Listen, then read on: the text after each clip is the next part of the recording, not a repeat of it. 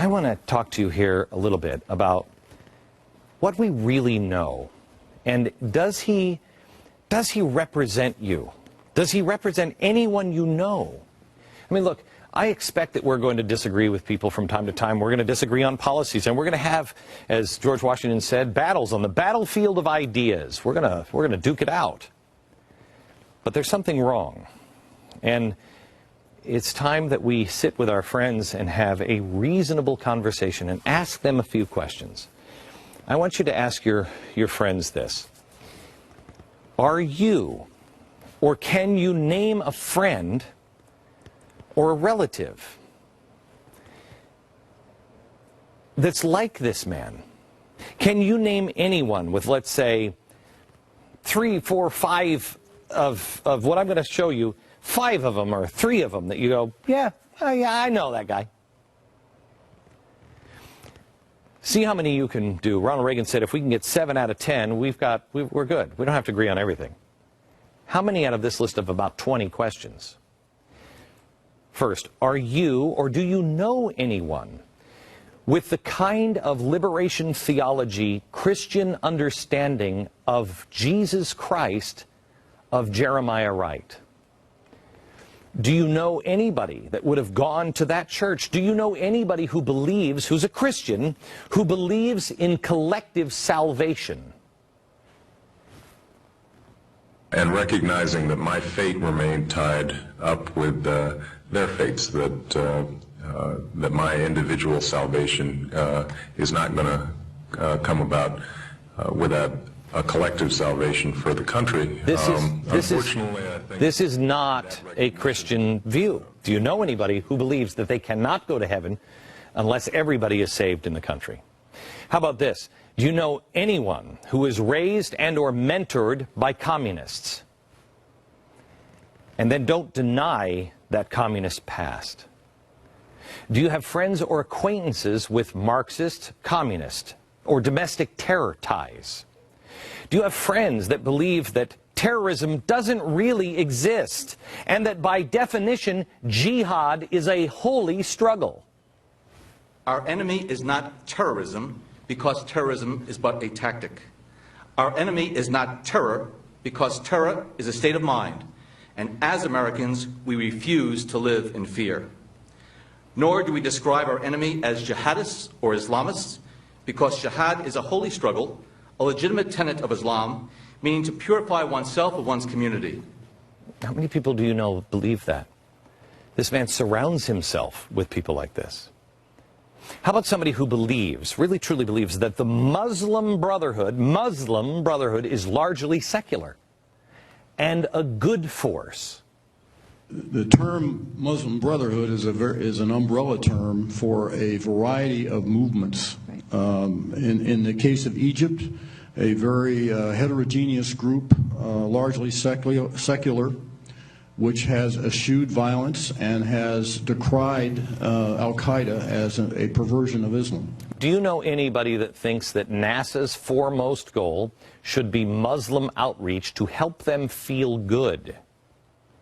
When I became the NASA administrator, or before I became the NASA administrator, he charged me with 3 things. One was he wanted me to help re-inspire children to want to get into science and math. He wanted me to expand our international relationships.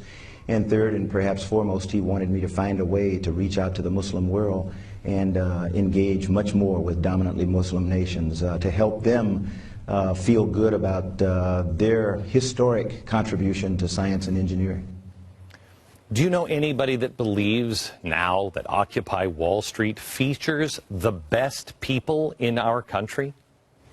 Would love to hear some of these Republicans who are attacking these struggling people and young people and calling them divisive say something about this kind of despicable attack on the best people in our country right now. The most selfless are down there on Wall Street.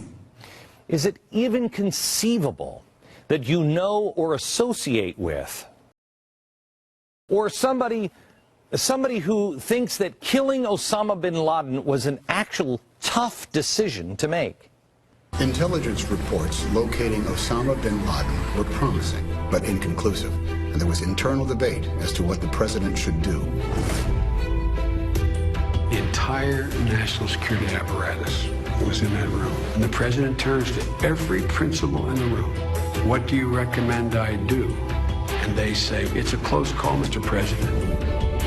As he walked out the room, it dawned on me, he's all alone. This is his decision. He took the harder and the more honorable path. The heart. At the same time, he had a hard time making this decision. Do you know anybody who would make that decision and then insist that you have a blame someone else memo ready just in case it went poorly? Who in your circle believes that Israel is the biggest obstacle to peace and prosperity in the world? And it's not just Israel, it's Israel and the United States. Do you know anyone who believes the United States Constitution needs to be a photo negative for it to be workable for today? Generally, the Constitution is a charter of negative liberties, says what the states can't do to you, says what the federal government can't do to you, but it doesn't say what the federal government or the state government must do on your behalf.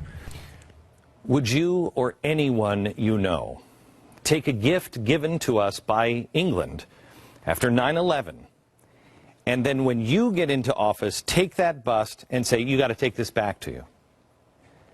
And when the Prime Minister said, no, no, no, that was a gift, you can put it in a museum, you would have that boxed up and shipped back over to England, our closest ally. Do you know anybody that would do that? Do you know anyone who has a wife or a husband that was never really proud of their country until you were nominated or until something good happened in your life? And let me tell you something. For the first time in my adult lifetime, I'm really proud of my country.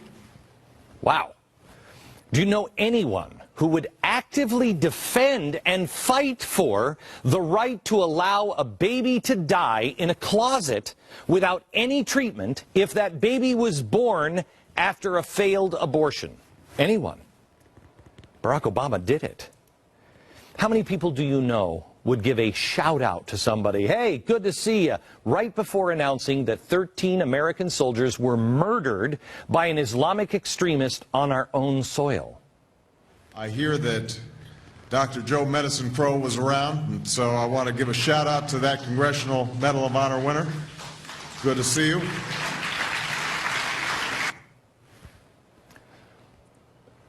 Do you know anybody who is a really big Israeli supporter, somebody who says they are our best friend and we've got to be there every step of the way, who then has the prime minister of that country fly over halfway across the world, has dinner scheduled, you meet with the prime minister, and then you're like, you know what, I can't make dinner tonight. And then you go and have dinner with your friends while you make the prime minister wait, and then humiliates him. And then this great supporter of Israel would go and visit all of the Muslim countries all around Israel, but can't find any time in his schedule to go to Israel. Do you know anybody who says they're the biggest supporter of Israel, die hard, they're our best friends, a loyal supporter, but they believe they should go back to their indefensible 1967 borders as a starting point for negotiations? The United States believes that negotiations should result in two states with permanent Palestinian borders with Israel, Jordan, and Egypt, and permanent Israeli borders with Palestine. We believe the borders of Israel and Palestine should be based on the 1967 lines. My guess is you don't know anybody like this. You don't know anybody who shares these beliefs, let alone 3 of these beliefs, or 5. Yet all of these are firmly held by Barack Obama and all those that he puts around. And we just scratching the surface. He's in charge of our future. Does he truly, is he a good representation of what you believe?